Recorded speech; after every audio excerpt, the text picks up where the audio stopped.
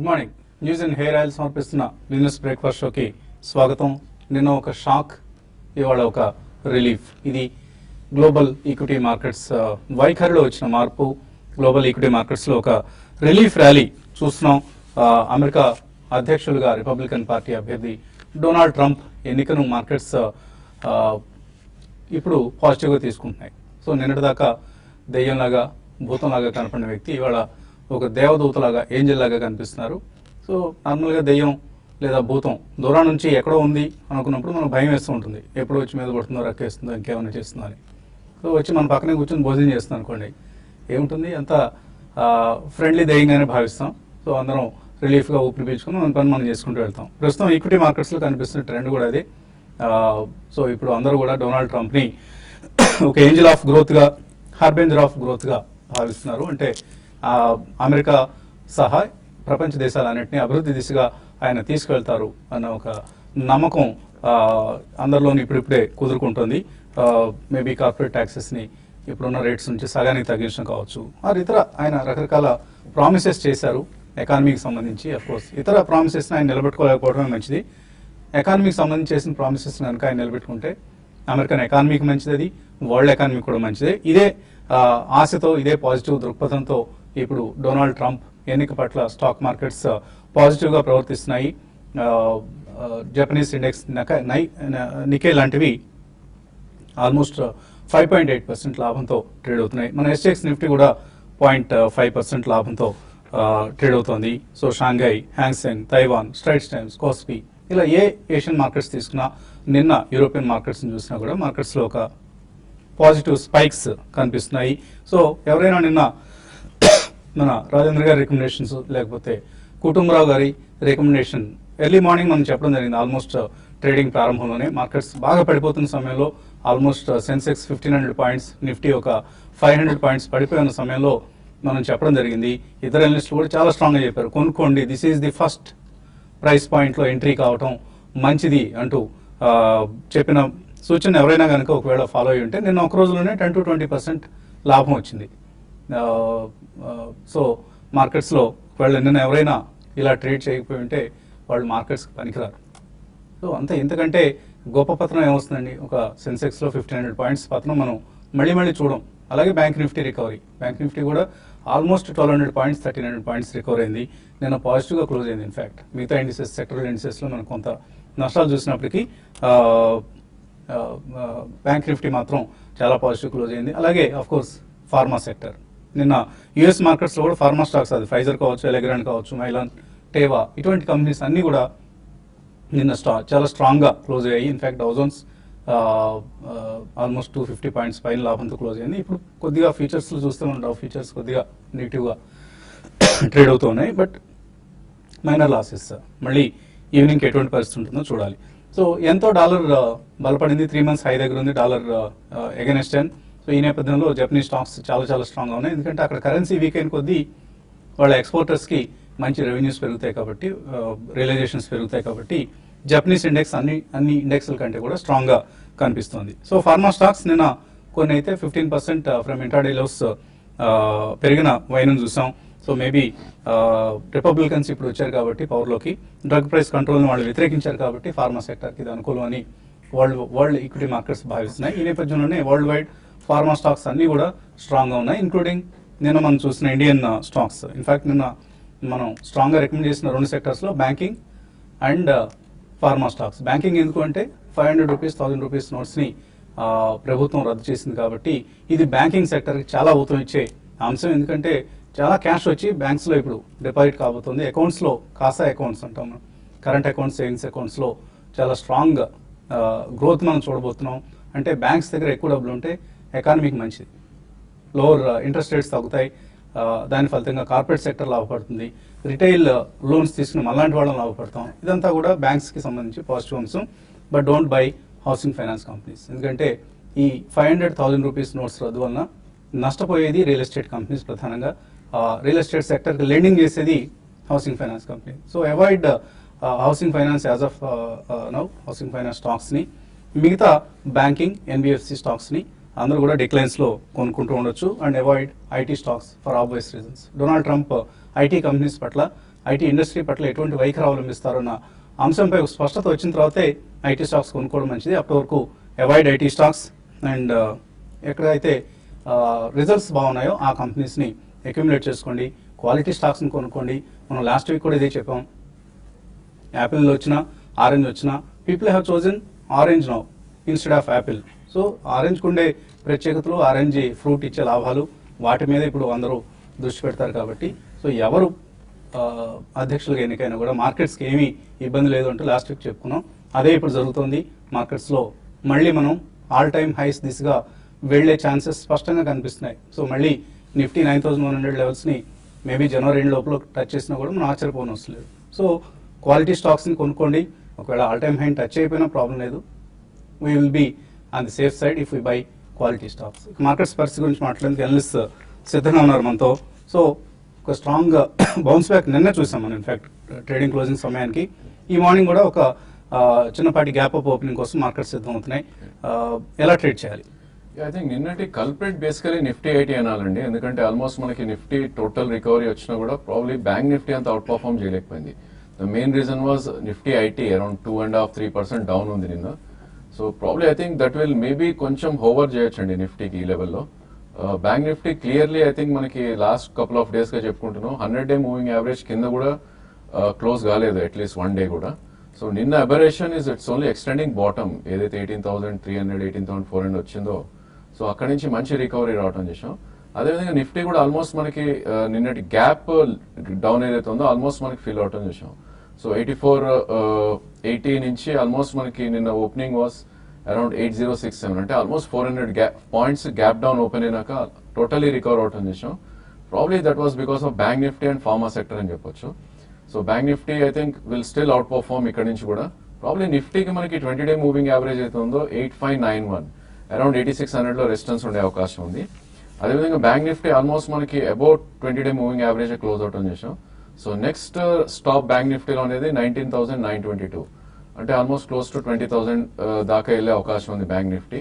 అంటే ఇక్కడ నుంచి ఆల్మోస్ట్ ఒక 400 పాయింట్స్ అప్ సైడ్ వెళ్ళే ఛాన్స్ ఉంది. So bank Nifty continuously I think by on dips గానే చెప్పుకోవచ్చు ఈ స్టేజ్ లో కూడా. నిఫ్టీ ఐ థింక్ కొద్దిగా కాషియస్ ఉండాలి. మేబీ 8590 8620 వస్తే కనుక కొద్దిగా ప్రాఫిట్స్ ఏమైనా ఉంటే తీసుకోవాలి. లేదు అంటే కనుక ప్రాబ్లీ మార్కెట్ కొద్దిగా సైడ్ వేస్ అయ్యే అవకాశం ఎక్కువ ఉంది.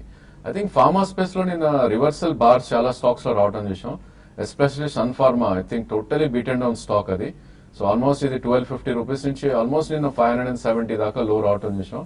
అండ్ మంచి బౌన్స్ బ్యాక్ వచ్చి డేస్ లో నుంచి ఆల్మోస్ట్ 100 పాయింట్స్ అప్ మూవ్ రావటం చూసాం.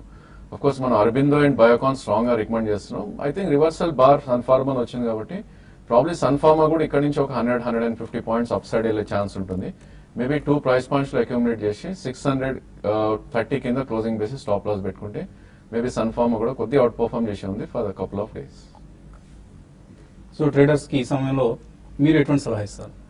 అంటే నిన్న మార్కెట్ చూస్తే చాలా అంటే చాలా లోస్ నుంచి రికవరీ కావడం, మరి ముఖ్యంగా బ్యాంక్ నిఫ్టీ అనేది దాదాపు 1000 పాయింట్స్ పైన రికవరీ కావడం అనేది చాలా పాజిటివ్గా చూడవచ్చు మార్కెట్స్ని. But at the same time market రానున్న రోజుల్లో కొంచెం వోలటాలిటీ అనేది ఉండొచ్చు.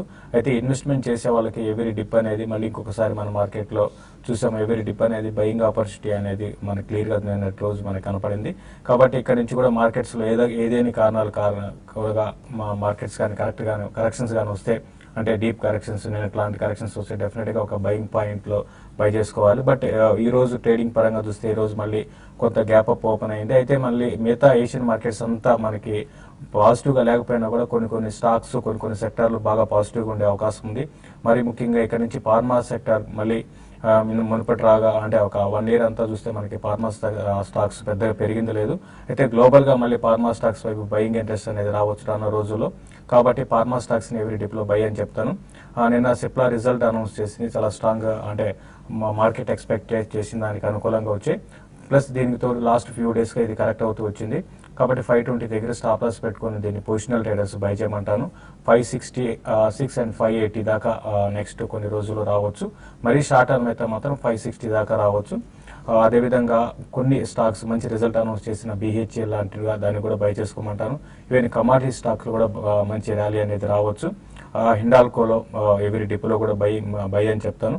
అయితే కొన్ని ఐటీ స్టాక్స్ మాత్రం మళ్ళీ ఇంకొక నెగిటివ్ న్యూస్ మనకి ట్రంప్ రావడం అనేది ఐటీ కంపెనీస్కి ఉంది. కాబట్టి షార్ట్ టర్మ్ వ్యూవర్స్ ఐటీలో ఎవరైనా షార్ట్స్ ఉంటే కవర్ చేసుకుని కొంచెం వెయిట్ చేయమంటాను. కొంత ఇందులో కూడా ఒక షార్ట్ కవరింగ్ ర్యాలీ అనేది నిన్న చూస్తే దాదాపు అన్ని సెక్టర్లో షార్ట్ కవరింగ్ అనేది కనపడింది FIS నుంచి, ఒక ఐటీ మినహాయిస్తే. కాబట్టి ఐటీలో కూడా ఒక షార్ట్ కవరింగ్ ర్యాలీ వచ్చినప్పుడు లాంగ్ పొజిషన్స్ ఎవరైనా ఉంటే ఎగ్జిట్ కమ్మంటాను. At the same time fresh short చేయాలన్నా కూడా కొంచెం వెయిట్ చేసి నిఫ్టీలో ఒక 100-150 పాయింట్స్ ర్యాలీ వచ్చినప్పుడు అప్పుడు ఫ్రెష్ షార్ట్స్ బిల్డ్ చేసుకోవచ్చు. ప్రస్తుతం అయితే ఈరోజు ఓపెనింగ్ తర్వాత నిఫ్టీ 85 పైన క్లోజర్గా 85 దాకా రావచ్చు. 85 పైన కానీ సస్టైన్ కాగలిగితే మార్కెట్లో మరింత ముందుకెళ్లే అవకాశం కనపడుతుందండి. ఓకే అండి, కాలర్స్ లైన్ ఉన్నారు. మొదటి కాలర్ వైజాగ్ నుంచి Ramakrishna. Hello good morning sir. Morning అండి, అడగండి. సార్ TVS శ్రీచక్ర లుపిన్ లో ఇన్వెస్ట్ చేయాలనుకున్నాను, ఇన్వెస్ట్ చేయొచ్చు సార్, అది వెయిట్ చేయాలి సార్. సో ఈ రెండు స్టాక్స్ లో ఇన్వెస్ట్ చేయొచ్చా? లూపిన్ నెంబర్స్ కూడా వచ్చాయి నిన్న, క్వార్టర్లీ నెంబర్స్ కొద్దిగా వీక్ గా వచ్చాయి. బట్ స్టాక్ ప్రైస్ అయితే నేను కొంత స్ట్రాంగ్ గా ఉండడం కూడా చూసాను, along with all other pharma companies. I think Lupin you can start investing అండి, ఎందుకంటే probably base is already form 1280 1290 దగ్గర ఎప్పుడైతే మనకి బేస్ ఫార్మ్ అయిందో I think that you should keep in mind. Maybe 2 or 3 price points లో definitely Lupin లో invest చేయండి. But మేము అట్లీస్ట్ 6 months to 1 year ఉండాలి. షార్ట్ టర్మ్ కి అయితే probably it will under perform compare to other pharma. But definitely Lupin is a good stock to invest for at least 6 months to 1 year. But 2 price points పెట్టుకోండి, current market price and maybe 7% కిందకు వస్తే second price point గా తీసుకోవచ్చు. TVS Srichakra almost మనకి last 3 months లో 2500 నుంచి almost 4200 దాకా పెరగటం చూసాం. నిన్న కూడా ఐ థింక్ ఆల్మోస్ట్ మనకి అరౌండ్ 3000 బాటమ్ అయ్యి 3800 దాకా పెరగటం చూసాం stock. But very thinly traded అండి. అట్లీస్ట్ మీకు స్టాక్ లో 2 years వ్యూ ఉంటేనే ఇలాంటి స్టాక్స్ తీసుకోవాలి, ఎందుకంటే వాల్యూమ్స్ చాలా థిన్ గా ట్రేడ్ అవుతాయి ఇట్లాంటి స్టాక్స్ లో. So probably I think you should have at least 2 years view for Srichakra. Maybe ఇక్కడ you can buy as a first price point and నిన్నట్లాగా కొద్ది కరెక్షన్ వచ్చి అరౌండ్ 3200 or 3300 వస్తే సెకండ్ ప్రైస్ పాయింట్ లో యూ క్యాన్ బై. ఓకే అండి, ఇక మరిన్ని calls అలాగే మెయిల్స్ తీసుకునే ముందు కాసేపు విరామం.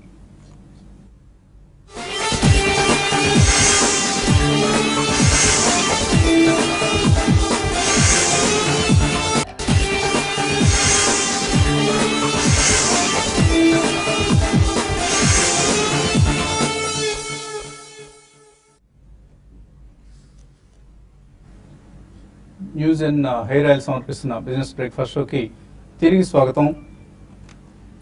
కాలర్స్ లైన్లో ఉన్నారు, బట్ ఒక మెయిల్ తీస్తున్నారు. We should congratulate this gentlemen Shivashankar. ఆయన నిన్న కొన్ని షేర్స్ కొన్నారట. క్యాపిటల్ ఫస్ట్ 500 షేర్లు కొన్నారు. వెరీ గుడ్, 575 రూపాయలు. బయోకాన్ రాజేంద్ర గారు రికమెండ్ చేశారు, 841లో 250 షేర్లు కొన్నారు. ఎల్ఎన్టీ ఫైనాన్స్ 94లో 2000 షేర్లు కొన్నారు. LIC housing 492, Aurobindo 706, Bajaj finance 890లో కొన్నారు. ఆఫ్ కోర్స్ ప్రైసెస్ సంగతి పక్కన పెడితే అన్ని కూడా మంచి క్వాంటిటీ కొన్నారు. ఫర్ ఇన్స్టెన్స్ బజాజ్ ఫైనాన్స్ 500 షేర్లు కొన్నారు. సో ఇలా ఇటువంటి investors are really savvy investors అంటామండి మనం. ఎటువంటి సలహా ఇస్తారు? ఆయన కొన్న పోర్ట్ఫోలియో బాగుంది, ప్రైస్ లెవెల్స్ అట్రాక్టివ్గా ఉన్నాయి. ఎక్సలెంట్ అండి. ఐ థింక్ చాలా మంది దొరకలేదు. ఇన్ఫాక్ట్ కొంతమంది ఒక 2 minutes 3 minutes లేట్ ఆర్డర్ పెట్టినా ఈ ప్రైజెస్ లో దొరకలేదు. మీరు ఎక్సలెంట్ ప్రైజెస్ లో ఉన్నారు. ఆల్మోస్ట్ మీకు అన్ని కూడా 8 to 10% అప్ సైడ్ ఆల్రెడీ నిన్ననే రావడం జరిగింది. ఐ థింక్ నా ఉద్దేశంలో market might fluctuate. Probably I think మీ కాస్టింగ్ ఏదైతే ఉందో in case you're trader stop loss పెట్టుకోవచ్చు. లేదంటే 2 or 3 quarters లో డబుల్ అవసరం లేదట, వెయిట్ చేస్తారు. 100% యూ క్యాన్ హోల్డ్ అండి. ప్రాబ్లీ 2 or 3 quarters హోల్డ్ చేస్తే ఇక్కడ నుంచి కూడా అంటే నిన్నటి క్లోజింగ్ ప్రైజెస్ మీద కూడా మీకు at least if not Aurobindo pharma వేరే స్టాక్స్ లో డెఫినెట్ గా మీకు 20 to 30% దొరికే ఛాన్స్ ఉంది. మేబీ బయోకాన్ ఆల్రెడీ చాలా పెరిగింది కాబట్టి మీరు బయోకాన్ కూడా ఉన్నారు. దానిలో 10 to 15% in the next 3 to 6 months దొరికే ఛాన్స్ ఎక్కువ ఉంది. సో అన్ని స్టాక్స్ హోల్డ్ చేయండి శివశంకర్ గారు. We once again congratulate you for having guts to buy yesterday. తర్వాత కాలర్ లైన్ ఉన్నారు, బెంగళూరు నుంచి వెంకట్. సార్ నమస్తే సార్. నమస్తే అండి, అడగండి వెంకట్. సార్ మన రీసెంట్ గా ఆర్కిడ్ ఫార్మా అని లైన్ ట్రస్ట్ ఇంటర్నేషనల్ దగ్గర నుంచి ఇది వాళ్ళు ప్యాక్ ఫైనాన్స్ తీసుకున్నారు. ఆ కంపెనీ ఎలా ఉంది, దాంట్లో షేర్ ఎలా ఉంది? ఏ కంపెనీ అండి? Line trust international. Line trust international? అవును సార్, లైన్ ట్రస్ట్. ఒకసారి స్పెల్ చేయండి దాన్ని. LINE. ఓకే. TRUST international. ఈ కంపెనీలో ఎటువంటి డెవలప్మెంట్ చోటు చేస్తుందంటున్నారు మీరు? సార్ డెవలప్మెంట్ అని కదా షేర్ అనుకుంటాను, అందుకని జెన్యునా కాదా, అది బోగస్ కంపెనీలో వస్తానే ఆ విధంగా మేమైతే ఫస్ట్ టైం వింటున్నాం ఈ కంపెనీ పేరుని. ఆర్చిడ్ గురించి అడిగారండి ఆయన యాక్చువల్గా. సో లైన్ ట్రస్ట్ ఇంటర్నేషనల్ అనే కంపెనీ రీసెంట్ గా ఆర్చిడ్ ఫార్మాతో వాళ్ళు ప్యాక్ చేసుకున్నారు ఫైనాన్స్ కి. ఆర్చిడ్ ఫార్మా ఈ కంపెనీతో ఒక ఫైనాన్షియల్ అగ్రిమెంట్ కుదుర్చుకుందా? అవునవును, 800 million. సో మీరు అడగాల్సినప్పుడు ఆర్చిడ్ గురించి అడగాలి, లైన్ ట్రస్ట్ గురించి అడగకూడదు. Okay sir. So orchid pharma పరిస్థితి ఏంటి? బాగా వీక్ అయిపోతుంది ఎప్పటికప్పుడు ఈ కంపెనీ. ఆర్చిడ్ ఫార్మా ఫండమెంటల్ పరంగా ఒక టైంలో డిఫరెంట్ కెమికల్ లో వీళ్ళు చాలా స్ట్రాంగ్ ఉన్నారండి, ఒక 4-5 years బ్యాక్. అయితే ఆ తర్వాత ఇది ఫైనాన్షియల్ పరంగా కొన్ని డీల్స్ వల్ల ఫైనాన్షియల్ పరంగా బాగా వీక్ అయిపోయారు. దానివల్ల ఏంటంటే ఇప్పుడు మిగతా కంపెనీస్ అన్ని కూడా బాగున్నా కూడా పెద్దగా ఈ స్టాక్ లో పెరగడం లేదు. ప్లస్ మీరు రిజల్ట్ గా చూసి బాగా లాస్ లో ఉన్నారండి. అయితే ఈ డీల్ వల్ల ఇప్పటికిప్పుడు ఈ కంపెనీ అనేది బాగా పెరిగిపోతుంది, తర్వాత ప్రాబ్లమ్స్ అన్ని క్లియర్ అయిపోతాయి అనుకోలేమండి. బట్ ఏదైనా కూడా మీరు ఆర్చిడ్ ఫార్మా కానీ మంచి స్టాక్స్ చాలా ఉన్నాయి కాబట్టి అటువంటి వాటిలో ఇన్వెస్ట్ చేసుకోమని చెప్తాను. So buy front line companies or ఇట్లా mid cap companies like Caplin Point Labs ఇటువంటి మంచి రిజల్ట్స్ ఇచ్చిన కంపెనీస్ ఉన్నాయి. ఫ్రంట్ లైన్ లో మేబీ నిన్న మనం రికమెండ్ చేసినట్లుగా లూపిన్, అరవిందో, బయోకాన్ ఇటువంటి స్టాక్స్ మీద దృష్టి పెట్టండి. ఈ 30 రూపాయలు ఉంది కదా, అన్ని ఫార్మా పెరిగినప్పుడు ఇది కూడా పెరగబోతున్నా అనే ఉద్దేశంతో మాత్రం కొనుక్కోవద్దండి. సుధీర్ ఏలూరు నుంచి. Hello sir. అడగండి సుధీర్. సార్ వినిపిస్తుంది, అడగండి. సార్ నా దగ్గర India bull real estate shares ఉన్నాయి సార్. అవి అంటే నేను 86 లోనో 80లో కొన్నాను. Okay. అవి ఇప్పుడు ఏమన్నా బై చేసి యావరేజ్ చేసి ఉంచుకోవచ్చా లేదంటే చేయాలా అనేది? I think reality segment probably కొద్దిగా అండర్ పర్ఫార్మ్ చేసే టైం అండి ఇది. నిన్న చూసాం మనం all reality stocks below 200-day moving average with huge volume break down రావడం చూసాం చార్ట్స్ పరంగా.